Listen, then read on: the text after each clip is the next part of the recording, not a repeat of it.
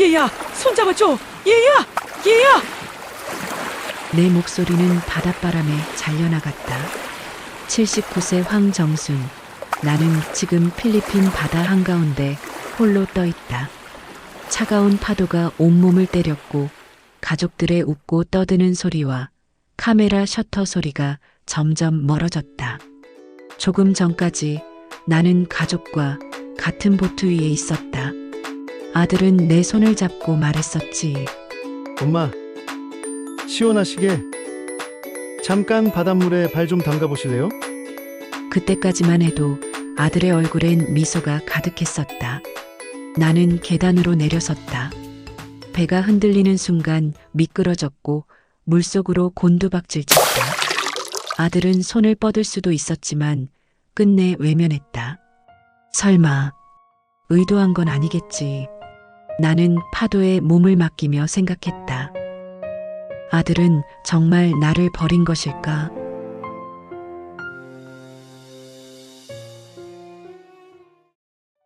여행 첫날 리조트 로비에 들어서니 반짝이는 대리석 바닥이 내 발걸음을 멈추게 했다. 내 발에는 오래 신어 색이 바래고 때가 잔뜩 묻은 낡은 운동화가 신겨져 있었다. 괜찮아, 괜찮아. 편한 게 최고지. 속으로 되뇌었지만 대리석 위에 비친 초라한 신발이 유난히 나를 작게 만들었다. 나는 괜히 발끝으로 운동화를 문질러 보았지만 지저분한 때는 지워지지 않았다. 체크인 카운터 앞에서 아들이 말했다. 엄마 방은 우리 방이랑 따로예요. 편하게 쉬시라고요. 그때 아들은 주변 직원들을 의식하며 활짝 웃고 있었다. 하지만 그 말의 뜻은 같이 있으면 불편하다는 속내처럼 들렸다. 거울에 비친 내 모습은 내가 봐도 촌스러웠다. 햇빛에 바랜 블라우스, 늘어난 바지, 해진 운동화. 리조트 거울 속에서 더더욱 어울리지 않아 보였다. 어머니, 냄새 안 나는 갈아입을 옷 가져오셨죠? 같이 있다간 냄새 배겠어요. 며느리의 말에 순간 숨이 턱 막혔다.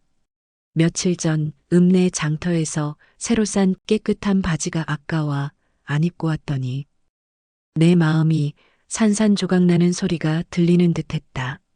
나는 애써 웃었다. 그냥 시골집 냄새야. 흙냄새 같은 거지 뭐. 하지만 웃음은 금세 쓴맛으로 변했다. 자기들은 스위트룸으로 모두 함께 들어갔다. 넓은 거실에는 샴페인과 과일 바구니, 풍선 장식이 가득했다. 나만 혼자 작은 방이 따로 배정됐다. 밤이 되자 방 안은 유난히 조용했다. 혹시 아들이 찾아오나 싶어 문을 열어봤지만 복도에는 하얀 호텔 조명만 덩그러니 반짝일 뿐이었다. 나는 휴대폰을 켰다. 가족 단톡방에는 며느리와 손자가 활짝 웃는 사진이 연달아 올라왔다. 스위트룸 거실에서의 파티, 샴페인 잔, 환한 웃음. 그 웃음 속에 나는 없었다. 여행 출발 전 많은 사람들이 지켜보는 공항에서 아들은 내게 새 모자를 씌워주며 말했다. 엄마, 이번 여행은 효도 여행이에요. 그는 주변 사람들에게 보란 듯이 활짝 웃었다. 그 모습이 고마워. 나도 함께 웃었다. 하지만 리조트에 도착한 순간부터 며느리의 노골적인 무시가 시작됐다. 어머니 너무 촌스러워서 사진 다 망쳐요. 컨셉이 안 맞아요. 그때부터 나는 짐짝처럼 밀려나기 시작했다. 다음 날 아침 가족들은 들뜬 목소리로 말했다. 오늘은 섬호핑 투어 가는데요. 애들 사진 찍으면 진짜 예쁘게 나올 거예요.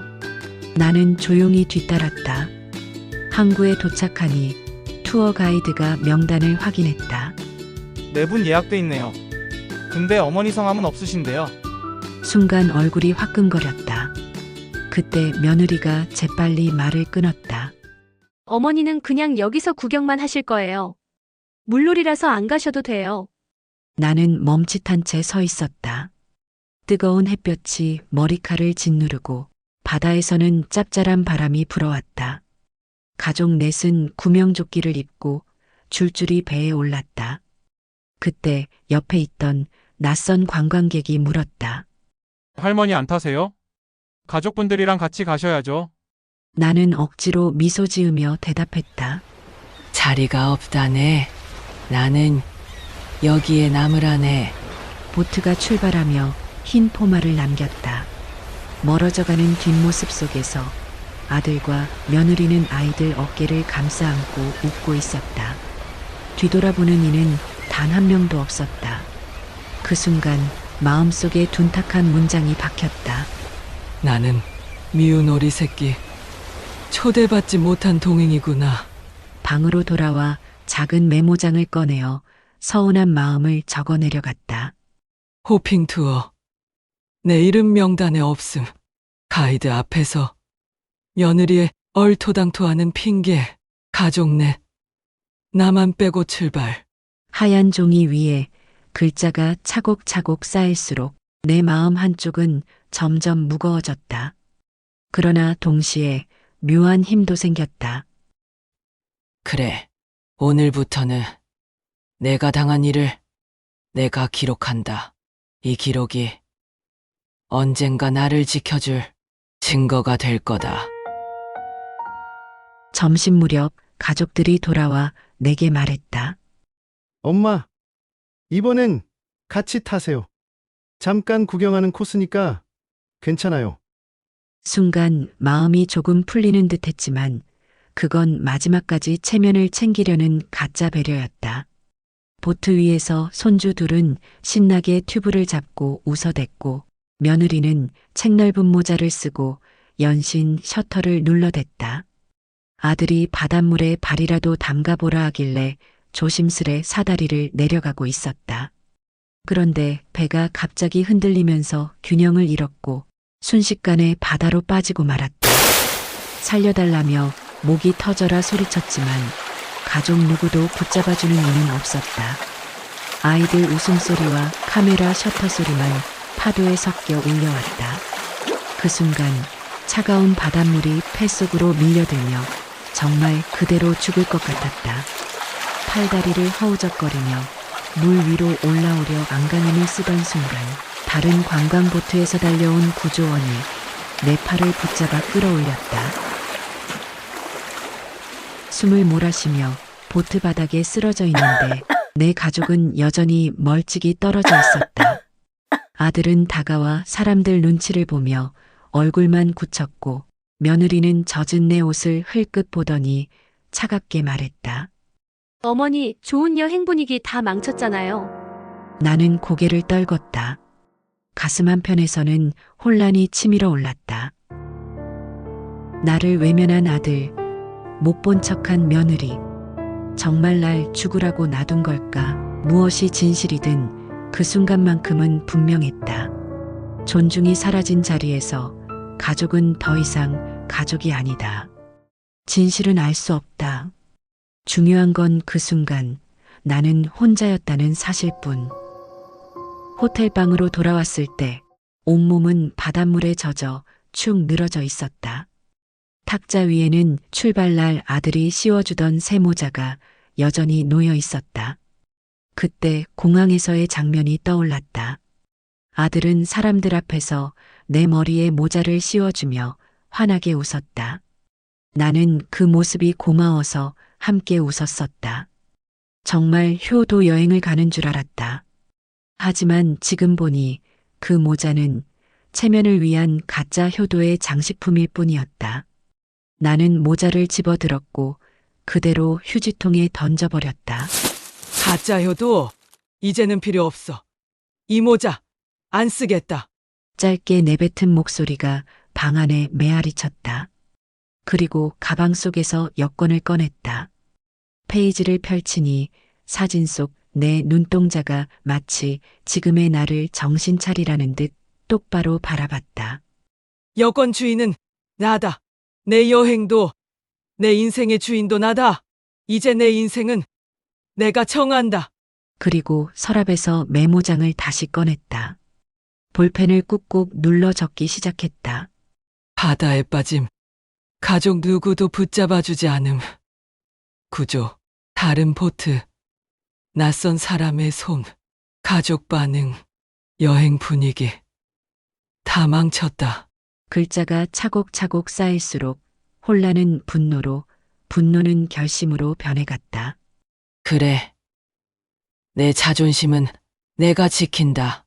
이제부터는 내가 나를 초대한다. 기록은 내 편이다. 오늘부터 내 인생은 이 증거가 바꿔줄 거다. 다음 날 아침, 리조트 로비 한쪽에서는 분수대가 시원하게 물을 뿜어내고 있었다. 그 사이에 내가 들고 있는 낡은 비닐봉지가 유난히 초라하게 느껴졌다. 봉지 안에는 출국 전 시골 장터에서 손주들 주려고 사온 티셔츠 2장이 들어 있었다. 잠시 후 가족이 나타났다. 아들은 아이 둘의 손을 잡고 있었고 며느리는 화려한 원피스를 입고 진주 귀걸이를 반짝이며 걸어왔다. 나는 용기를 내어 봉지를 꺼내 보이며 말했다. 이거 장터에서 보고 샀다. 손주들 입으면 예쁠 것 같아서. 그러자 며느리가 얼굴을 굳히며 말을 잘랐다. 어머니, 이런 건 필요 없어요. 사진 컨셉 다 망치잖아요. 시골 냄새 나는 건 안 어울려요. 아들은 주변 눈치를 살피며 나지막히 중얼거렸다. 엄마, 제발 여기서 이러지 마세요. 사람들 다 보잖아요.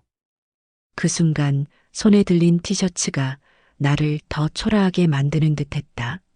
나는 그대로 봉지를 열어 티셔츠 2장을 꺼냈다.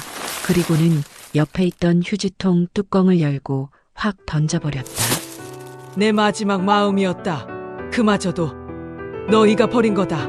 순간 로비가 조용해졌다. 직원 한 명이 놀란 눈으로 나를 바라봤고 관광객들이 웅성거렸다. 아들의 얼굴이 하얗게 질렸다. 나는 똑바로 그 눈을 바라보며 말했다. 에미에 대한 존중을 버린 것 너희들이다. 오늘부터 나도 너희를 버린다. 그 말을 끝으로 나는 등을 돌려 차갑게 반짝이는 대리석 바닥 위를 당당히 걸어 나왔다. 비행기 창밖으로 낯선 바다가 멀어질 때 나는 창문에 얼굴을 기대고 눈을 감았다. 여행이라 부르기조차 민망한 시간은 끝났다. 이제부터는 내 차례였다. 집에 돌아오자마자 나는 탁자 서랍에서 두툼해진 종이 메모장을 꺼냈다. 여행 내내 꾹꾹 눌러 쓴 기록들.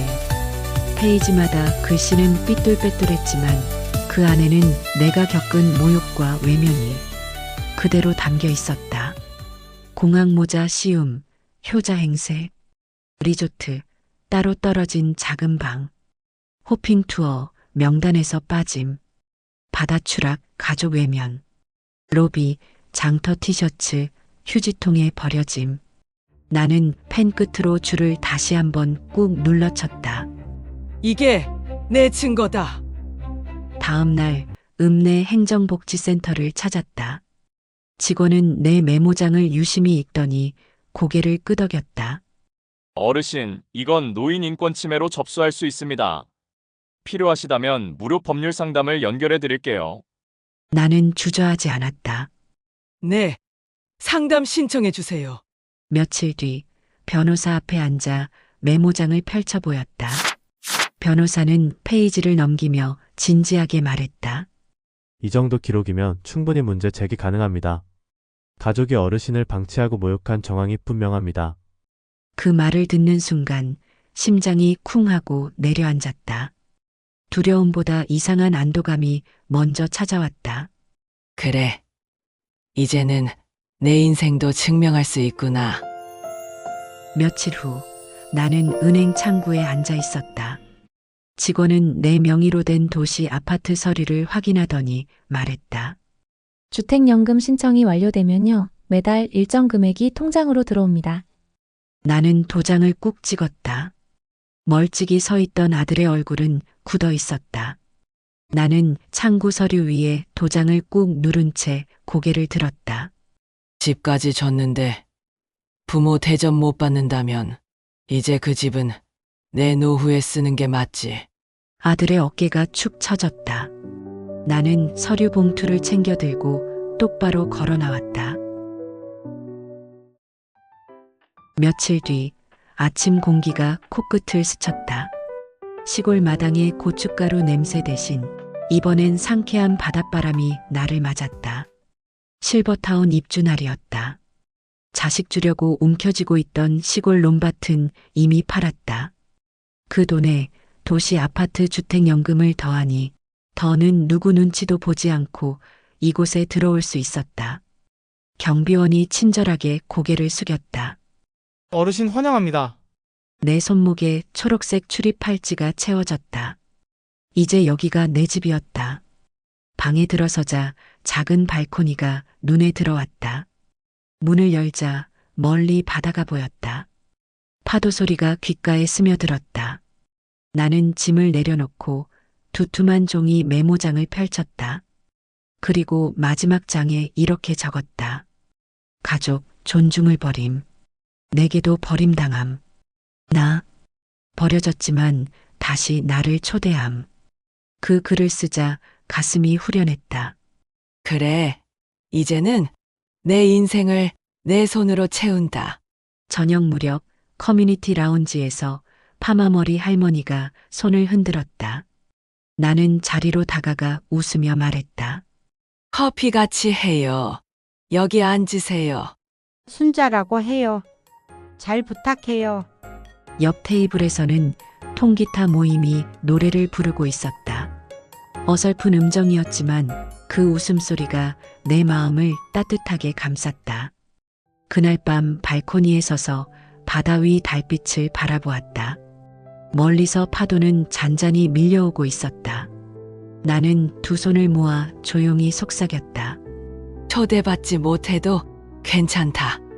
이제는 내가 나를 초대했으니까. 여러분, 이야기 재미있으셨나요? 저희는 또 재미있는 어르신들의 이야기, 충격적인 실화, 통쾌한 이야기로 다시 돌아오겠습니다. 구독과 좋아요는 큰 힘이 됩니다. 감사합니다.